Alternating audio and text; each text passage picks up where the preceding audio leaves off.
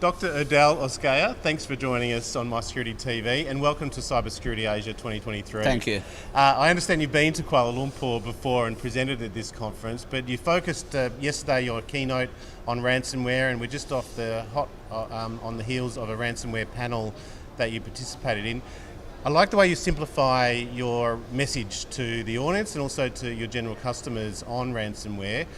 What is your general simplification, I suppose, of the solution? We don't have to reinvent the wheel.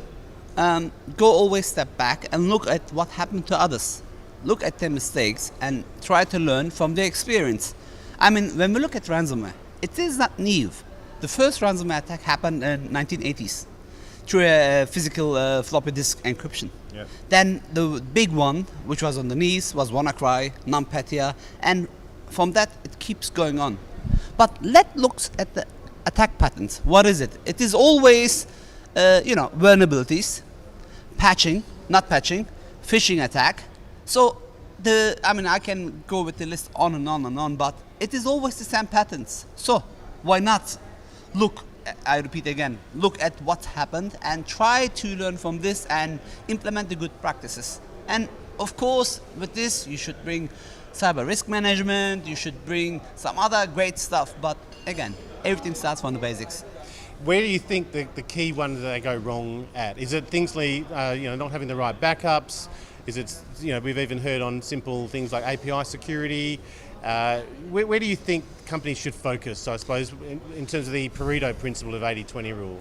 Yes, if they're already into backups, if you need to use the backup, it means they were already in. So why not try to keep them out of organization first?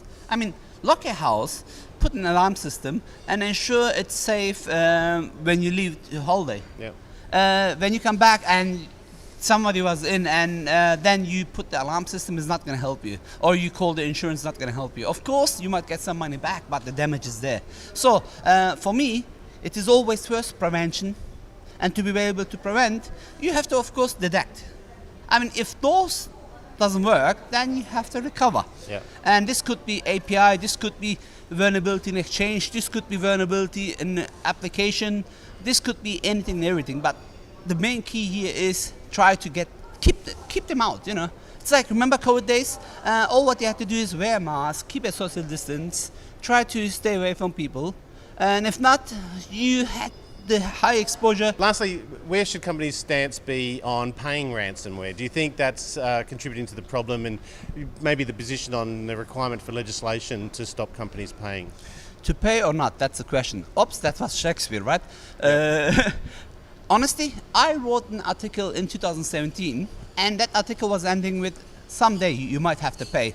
And when I published that at LinkedIn, I had hundreds. It's still in LinkedIn saying, you should not pay. But today, we have organizations, they had to pay and they didn't pay. Let me give you an example.